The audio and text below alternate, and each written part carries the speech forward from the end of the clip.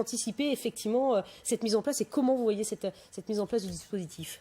Alors, pour l'éducation nationale, c'est bien simple, rien n'a été anticipé.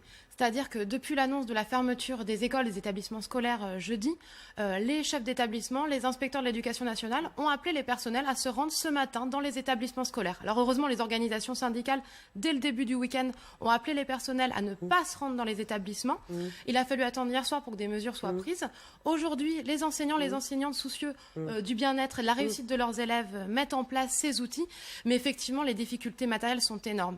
Vous pensez aussi aux enfants, moi je suis désolée, mais enfin tout le monde n'a pas, si on a plusieurs enfants, un nombre d'écrans par enfant, tout le monde n'a pas la chance d'avoir un ordinateur ou d'avoir une connexion Internet qui fonctionne. Quelle est la réponse? Est-ce que ces enfants vont être pénalisés? Alors pour l'instant, il n'y a aucune réponse de l'institution et j'irai même plus loin parce que le ministre Jean-Michel Blanquer nous dit qu'il ne s'agit que de 5% des enfants. Aujourd'hui, 5% des enfants, ce sont 650 000 élèves en France. Qui n'ont pas du tout d'écran et accès à Internet. À cela vont s'ajouter tous les enfants dont la situation sociale, je pense aux enfants qui vivent dans des logements précaires ou dont la situation familiale, les élèves qui vivent dans des fratries, n'auront pas accès à un espace de travail nécessaire.